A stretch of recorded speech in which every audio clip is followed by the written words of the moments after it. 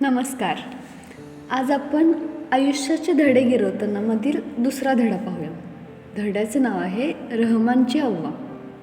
रहमान एक शांत सौम्य स्वभावाचा तरुण होता. तो BPOमध्ये नोकरीस होता. आमच्या फाउंडेशनचा उत्साही कार्यकर्ता होता. तो तसा मितभाषी, कारणाशिवाय तोंड उघडत नसे. स्वतःच्या कामगिरीबद्दल तो कधी बडायासुद्धा मारायचा नाही. कामात तर तो एकदम तरबेज होता. त्याच्यावर कोणतीही जबाबदारी सोपवा ती 100% चोख पार पाडल्याशिवाय त्याला चालत नसे. तो शनिवार आणि रविवार हे 2 दिवस फाउंडेशनचं काम करायचा. अनाथालयातल्या मुलांशी तो खूप कनवाळूपणे वागायचा. तो नेहमी स्वखर्चानं त्या मुलांसाठी खाऊ आणायचा. मला तो खूप आवडायचा. आम्ही अनेकदा एकत्र काम करायचो. त्यामुळे मी मूळची उत्तर कर्नाटकमधील धारवाडची आहे हे त्याला कळलं. माझी बोलण्याची धाटणी पण त्याच परिसरातल्या लोकांसारखी आहे आणि धारवाडी जेवणाबद्दलचं माझं प्रेम सर्वांना माहीत आहे. एक दिवस रहमान माझ्यापाशी येऊन म्हणाला, मॅडम, या रविवारी जर तुम्हाला वेळ असला तर तुम्ही माझ्या घरी याल का? माझी आई आणि बहीण माझ्याकडे आल्या आहेत आणि हो, माझी आईसुद्धा धारवाड जिल्ह्यातीलच आहे. आमच्या घरच्यांनी तुमचे कन्नडमधले लेख आणि तुमची पुस्तकं वाचली आहेत. मी तुमच्यासाठी काम करतो हे त्यांना कळल्यावर त्यांनी तुम्हाला भेटायची इच्छा व्यक्त केली. तुम्ही आमच्याकडे दुपारी जेवायला याल का? तुझ्याकडे छान रुचकर धारवाडी जेवण मिळेल का? मी गमतीनं म्हणाले, नक्की मिळेल मॅडम. माझी आई सुग्रण आहे. बस कर रहमान. आपली आई कितीही वाईट स्वयंपाक करत असली ना तरी आपल्याला तिच्या हातच्या जेवणाची चव नेहमीच आवडते, कारण ती आपल्याला फार प्रेमानं रांधून खाऊ घालते ना, म्हणून ते जेवण इतकं रुचकर लागतं. तसं नाही काही, माझी आई खरंच सुगरण आहे. माझी बायकोसुद्धा तसं म्हणते. असं का? मग मात्र ती खरोखरच सुगरण असेल, कारण कोणतीही सून आपल्या सासूच्या स्वयंपाकाची उगीच तारीफ करणार नाही. पण धारवाड जिल्ह्यातल्या कुठल्या गावच्या आहात तुम्ही लोक? मग त्यानं मला रेणेबेन्नूर जवळच्या एका खेड्याचं नाव सांगितलं. मी ते कधी ऐकलेलं नव्हतं. मी त्याच्या घरी जेवायला जायचं आनंदानं कबूल केलं. रविवारी मी फुलं घेऊन त्याच्या घरी गेले. त्याचं अपार्टमेंट नवीनच होतं. बानेरघाटा रस्त्यावरील प्राणी संग्रहालयाजवळ होतं. घरात शिरल्यावर माझी त्यानं त्याच्या पत्नीशी, सलमाशी ओळख करून दिली. ती चांगली तरतरीत होती, दिसायलाही छान होती. ती जवळच्या एका बालवाडीत शिक्षिका होती. मग त्यानं त्याच्या अव्वाला म्हणजे आईला हाक मारली. उत्तर कर्नाटकात आईला सगळी अव्वा असे म्हणतात. जरा वेळानं स्वयंपाकघरातून एक वृद्ध स्त्री बाहेर आली. तिचे केस पांढरेच झाले होते. रहमाननं तिची माझ्याशी ओळख करून दिली. ही माझी आई. तिला पाहून खरं तर मला आश्चर्याचा धक्काच बसला. तिच्या कपाळावर चांगलं 4 आण्याच्या नाण्याएवढं मोठं कुंकू होतं. तिनं इरकली लुगडं नेसलं होतं आणि दोन्ही हातात कोपरापर्यंत हिरव्या बांगड्या होत्या. तिनं डोक्यावरून पदर घेतला होता. तिच्या चेहऱ्यावर तृप्त समाधानाचं हसू होतं. तिनं दोन्ही हात जोडून मला नमस्कार केला. इतक्यात दुसऱ्या खोलीतून रहमानची बहीण बाहेर आली. ती दिसायला रहमानपेक्षा खूपच वेगळी होती. रहमान दिसायला गोरापान देखणा होता, पण ती मात्र काळी सावळी, उंच होती. तिनं सुती साडी नेसली होती. आपल्या आईपेक्षा जरा लहान कुंकू लावलं होतं. तिनं हातात 2-2 सोन्याच्या बांगड्या घातल्या होत्या. रहमान म्हणाला, ही माझी बहीण उषा. ती हिरेकेरूरमध्ये राहते. ती आणि तिचे यजमान दोघंही शिक्षक आहेत. रहमानच्या आईकडे आणि बहिणीकडे पाहून मी बुचकळ्यात पडले, पण मी त्याला काही विचारलं नाही. मी जरा निवांत बसल्यावर उषा म्हणाली, मॅडम, आम्हाला तुमच्या कथा फार आवडतात. त्या आम्हाला खूप आपल्या वाटतात. तुम्ही लहान मुलांसाठी लिहिलेल्या कथा मी माझ्या विद्यार्थ्यांनासुद्धा सांगते. सलमा पण आता आमच्या गप्पांमध्ये सहभागी झाली. मलासुद्धा आवडतात तुमच्या कथा, पण आमच्या बालवाडीतली मुलं फार लहान आहेत, त्यांना नाही कळणार त्या. रहमान किंचित हसून म्हणाला, माझ्या आईला आणि बहिणीला पाहून तुम्हाला आश्चर्य वाटलं असेल ना? आज मी तुम्हाला माझीच कहाणी सांगणार आहे. मग त्याची आई स्वयंपाकघरात गेली आणि त्याची बहीण टेबल साफ करू लागली. सलमा आपल्या सासूबाईंना मदत करायला आत निघून गेली. तिथे आता आम्ही दोघंच उरलो. मॅडम, मी मुसलमान असताना माझी आई आणि बहीण हिंदू कशा असा प्रश्न तुम्हाला पडला असेल ना? माझी ही कहाणी तुम्हाला नक्कीच आवडेल, कारण मनात कोणत्याही जाती धर्माच्या विषयी कसलाही पूर्वग्रह न बाळगता तुम्ही सर्वांना समभावानं मदत करता, ते मी स्वतः डोळ्यानं पाहिले. मला चांगलं आठवतं, तुम्हीच एकदा मला म्हणाला होतात ना, आपण कुठल्या जाती धर्मात जन्माला यावं हे काही आपल्या हातात नसतं. त्यामुळेच आपण आपला धर्म किंवा जात ही आपली ओळख कधीच बनवू नये. रहमान क्षणभर थांबून पुढे म्हणाला, मॅडम, माझा पण या गोष्टीवर विश्वास आहे, कारण मला सुद्धा याच पद्धतीनं वाढवण्यात आलं आहे. त्यामुळे मला माझी जीवन कहाणी आणि माझा जीवनाबद्दलचा दृष्टिकोन हे दोन्ही तुम्हाला सांगायचं आहे. रहमाननं त्याची कहाणी सांगण्यास सुरुवात केली. 30 वर्षांपूर्वीची गोष्ट. आमच्या खेड्यात जरा गावाबाहेर दत्तूराम आणि काशीबाई हे जोडपं त्यांच्या 6 महिन्यांच्या मुलीसह उषासह राहत होतं. ते ज्या शेतात काम करायचे त्या शेताचे मालक म्हणजे श्रीकांत देसाई हे मुंबईला राहत. ही 10 एकरांची शेतजमीन होती. श्रीकांत देसाई वर्षातून एकदाच वसुलीसाठी गावाकडे येत. शेत इतकं मोठं होतं की त्याची देखभाल करणं दत्तूराम आणि काशीबाईस जड जायचं. मग त्यांनी आपल्या मालकाला आणखी एका जोडप्याला आपल्याबरोबर शेतात कसायला आणण्याची विनंती केली. शिवाय तेवढीच आपल्याला सोबत होईल असा विचारही त्यांच्या मनात होताच. मग श्रीकांत देसाईंनी जरा इकडे तिकडे विचारपूस सुरू केली. लवकरच त्यांना पाहिजे होतं तसं जोडपं सापडलं. काही दिवसांतच फातिमाबी आणि हुसेन साब तिथे येऊन दाखल झाले. शेतातील घराच्या अर्ध्या हिश्श्यात त्यांनी बिराड थाटलं. राहिलेल्या अर्ध्या भागात दत्तूराम आणि काशीबाई राहू लागली. हुसेन साब आणि दत्तूराम यांचं लगेच मेतकूट जुळलं, पण काशीबाई आणि फातिमाबी यांचं मात्र अजिबात पटेना. त्या दोघी काही वाईट नव्हत्या, पण त्यांचे स्वभाव वेगवेगळे होते. काशीबाई जरा भांडखोर होती. ती फारच स्पष्टवक्ती होती. बोलायचीही मोठ्या आवाजात. ती भरपूर कामसू होती. फातिमाबी मात्र शांत अबोल होती. तिला कामाचा आळस होता. त्यांच्यात सारखी भांडणं होऊ लागली. एका कोंबडीचं निमित्त झालं.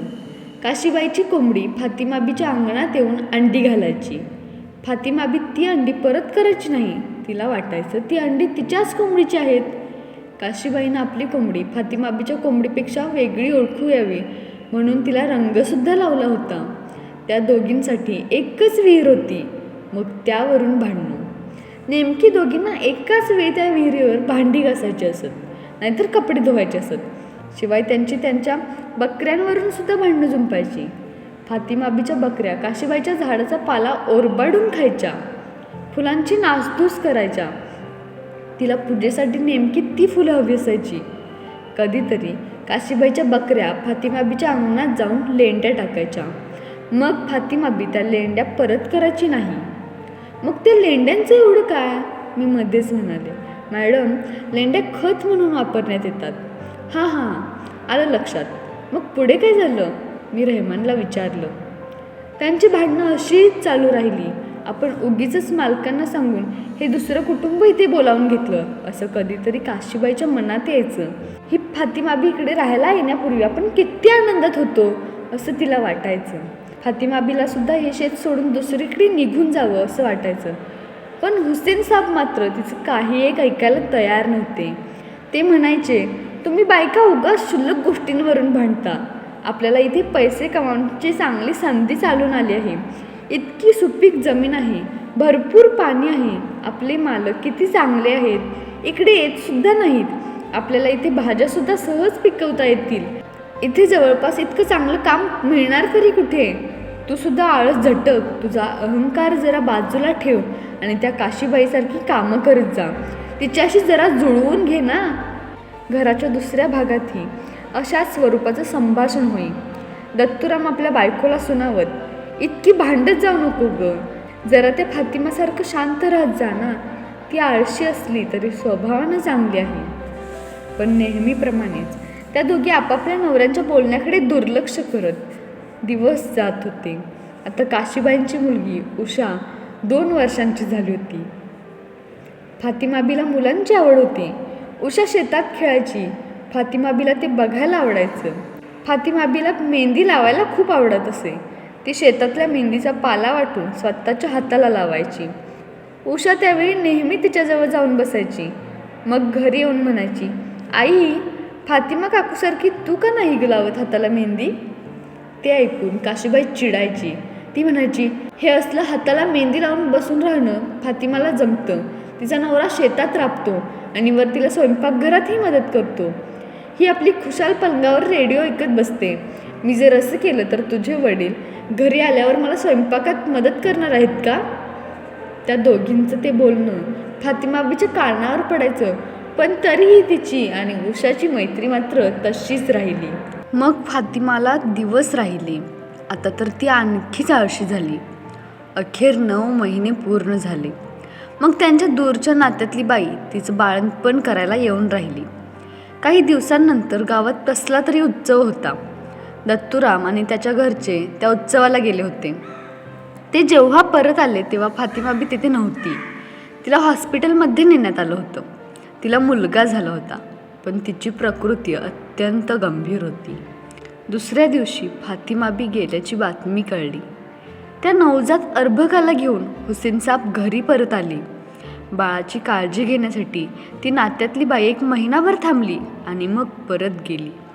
इतक्या तान्ह्या बाळाला सांभाळणं हे हुसेनसाबसाठी महाकर्मकठीण काम होतं. हुसेनसाब किंवा फातिमाबी यांना कुणीच नातलग नव्हते. त्या बाळाचा सांभाळ करायला कुणीच नव्हतं. त्यांचे सगळे नातेवाईक मोलमजुरी करून पोट भरत. या तान्ह्या बाळाचा भार कोण उचलणार? दत्तूराम स्वभावानं चांगले होते. त्यांना हुसेनसाबविषयी सहानुभूती वाटली. हुसेनसाब यांनी शेतात कमी काम करून बाळाची काळजी घेण्यात जास्तीत जास्त वेळ घालवावा असं त्यांनी सुचवलं. इतक्या तान्ह्या बाळाला सांभाळणं फारच कठीण काम होतं. एका रात्री ते बाळ सतत रडत राहिलं होतं. काशीबाईला शेवटी ते असह्य झालं. तिला वाटलं, हे आता अति झालं. कितीही झालं तरी ते एक तान्हं बाळ होतं. लहान बाळाला सांभाळण्याच्या बाबतीत स्त्रिया आणि पुरुष यांच्यात फरक असतो. तिच्या अंतर्यामी दडलेली आई तिला स्वस्थ बसू देईना. तिनं आपल्या पतीची वाटसुद्धा न बघता सरळ शेजारी हुसेनसाब यांच्या दरवाजावर टकटक केलं. हुसेनसाब यांनी दरवाजा उघडला तेव्हा ती त्यांना म्हणाली, हुसैनी, त्या बाळाला द्या पाहू माझ्याकडे. मी सुद्धा एक आई आहे. त्याला शांत कसं करायचं ते मला कळतं. मग तिनं त्यांच्या हातून त्या बाळाला घेतलं आणि त्याला पदरात गुंडाळून छातीशी धरून घरी आली. ते बाळ लगेच रडायचं थांबलं. ते बाळ जन्मल्यापासून आज पहिल्यांदा हुसेनसाब शांत झोपू शकली. दुसऱ्या दिवशी काशीबाई हुसेनसाबना म्हणाली, तुम्ही परत लग्न करेपर्यंत तुमच्या बाळाचा सांभाळ करीन. काही काळजी करू नका. फातिमाबीशी असलेलं आपलं वैर ती केव्हाच विसरून गेली होती. त्याबद्दल तिलाच लाज वाटायची. तिला वाटायचं आपण फातिमाबीशी चांगलं वागायला हवं होतं. आजकाल बकऱ्यांच्या लेंड्या कुणाच्या भागात पडतात, कोंबड्या कुणाच्या परसात अंडी घालतात याची काशीबाईला काहीच फिकीर नसे. तिच्या दृष्टीनं त्या बाळाचा सांभाळ करणं कितीतरी महत्त्वाचं होतं. बाळाचं रहमान असं नामकरण करण्यात आलं. आश्चर्याची गोष्ट म्हणजे हुसेनसाबनी परत लग्न केलंच नाही. रहमान काशीबाईच्या घरातच लहानाचा मोठा होत होता. तो आता काशीबाईला अव्वा म्हणून हाक मारे आणि उषा त्याची अक्का झाली. रात्रीचा रहमान हुसेनसाबच्या घरी त्यांच्याजवळ झोपायचा, पण सकाळ उजाडली की तयार होण्यासाठी तो काशीबाईंच्या घरी धावायचा. उषा आंघोळ वेणी करून आपण तयार व्हायची, तर रहमानला आंघोळ घालण्यापासून सगळंच काशीबाईला करावं लागायचं. ती दोघांचा नाश्ता बनवायची, शाळेचा डबा भरायची आणि त्यांना शाळेत सोडायला जायची. उषा खरं तर रहमानपेक्षा मोठी होती, पण काशीबाईनं त्यांना शाळेत मुद्दाम एकाच वर्गात घातलं होतं. दुपारी काशीबाई शेतात काम करायची आणि संध्याकाळी दोघांना शाळेतून घरी घेऊन यायची. हुसेनसाब रहमानसाठी रात्री स्वयंपाक करायचे. मग दोघं जेवून रात्री त्यांच्या घरी झोपत. हे असं 10 वर्ष चाललं होतं. आता रहमान 10 वर्षांचा आणि उषा 12 वर्षांची झाली होती. हुसेनसाब आजारी पडले. त्यांच्याकडची सगळी शिल्लक त्या दुखण्यात खर्च झाली. इकडे काशीबाईनं 2 म्हशी खरेदी करून दुग्ध व्यवसाय सुरू केला होता. आता आपल्या पत्तीपेक्षाही काशीबाईची कमाई जास्त होत होती. त्याच वर्षी हुसेनसाब क्षयरोगानं निधन पावले. आता रहमान एकटा पडला. हुसेनसाबनं मूठ माती द्यायला फारसं कोणी उपस्थितही नव्हतं. रहमानचा एक दूरचा काका तेवढा आला होता. आपण आपल्या पुतण्याचा सांभाळ करू असं मुल्लासाहेबांना वचन देऊन निघून गेला. पण प्रत्यक्षात मात्र रहमानला नेण्याची वेळ आली तेव्हा तो आलाच नाही. पण काकणभरही विचार न करता दत्तूराम आणि काशीबाई यांनी त्याला आपल्या घरी ठेवून घेतलं. रहमान पण तिथं आनंदानं राहू लागला. रहमानच्या धर्माविषयी काशीबाई अत्यंत जागरूक होती. दर रविवारी ती त्याला नमाज पढण्यासाठी पाठवायची. त्याचप्रमाणे गावातल्या मशिदीत कुराणाचे पाठ शिकायला पण ती त्याला पाठवायची. गावात मुसलमान वस्ती तशी कमीच होती, तरी पण त्यांचे सण असले की ती रहमानला मुद्दाम त्यात सहभागी होण्यासाठी पाठवायची. घरी जेव्हा हिंदूंचे सण साजरे होत तेव्हा रहमान अर्थातच त्यात भाग घ्यायचा. काही दिवसांनी दोन्ही मुलांसाठी दत्तूराम आणि काशीबाईनं 2 सायकली विकत घेतल्या. मग उषा आणि रहमान सायकलनं शाळेत जाऊ लागली. पुढे ते एकाच कॉलेजात शिकण्यासाठी जाऊ लागले, तेही सायकलनंच. काही वर्षानंतर दोघंही पदवीधर झाले. पदवी हातात मिळण्याच्या दिवशी काशीबाई रहमानला म्हणाली, दुर्दैवानं तुझ्या आईवडिलांचे फोटो काही आपल्याकडे नाहीत, त्यामुळे मक्केच्या दिशेनं तोंड करून बस आणि अल्लाची प्रार्थना कर. फातिमाबी आणि हुसेन साहेब यांचं स्मरण करून प्रार्थना कर. त्यांचे आशीर्वाद तुला लाभतील. आता तू मोठा झाला आहेस, स्वतंत्र झाला आहेस. पुढच्याच महिन्यात उषाचं लग्न होऊन ती सासरी जाईल. तुमच्या दोघांच्या बाबतीतली माझी जबाबदारी आता खऱ्या अर्थानं संपली. काशीबाईचं प्रेम आणि तिची निष्ठा यांमुळे रहमानचं अंतःकरण हेलावून गेलं. त्याला आपल्या सख्ख्या आईचा चेहराही पाहून माहीत नव्हता. त्यानं अल्लाची आणि आपल्या मृत आईवडिलांची मनापासून प्रार्थना केली आणि मग तो काशीबाईच्या पाया पडला. तो म्हणाला, अव्वा तूच माझी अम्मी आणि तूच माझी मक्का. रहमानला बंगळूरच्या एका BPOमध्ये नोकरी मिळाली. तो घर सोडून बंगळूरला आला. काही वर्ष त्यानं वेगवेगळ्या कंपन्यांमध्ये नोकऱ्या केल्या. पुढे त्याच्या करिअरमध्ये चांगली प्रगती झाली. त्याला चांगला पगार मिळू लागला. आपल्याच एका मित्राच्या लग्नात त्यानं सलमाला पाहिलं आणि पाहता क्षणीच तिच्या तो प्रेमात पडला. काशीबाई आणि दत्तूरामच्या परवानगीनं त्यानं सलमाबरोबर निकाह केला. रहमानची कथा सांगून संपली तेव्हा तो खूप भावनाविवश झाला होता. त्याच्या डोळ्यांत पाणी तरळलं होतं. मला काशीबाईंचं फार नवल वाटलं. ती खरं तर अशिक्षित होती, पण तिचे विचार, तिची जीवनमूल्य किती श्रेष्ठ दर्जाची होती. तिच्या विनम्र स्वभावामुळे आणि विशाल हृदयामुळे मी आश्चर्यचकित झाले. काशीबाईनं रहमानला त्याच्या स्वतःच्या धर्मानुसार वाढवून सुद्धा त्याच्यावर पोटच्या मुलासारखं प्रेम केलं होतं. एव्हाना जेवण तयार झालं होतं. उषानं आम्हाला जेवायला हाक मारली.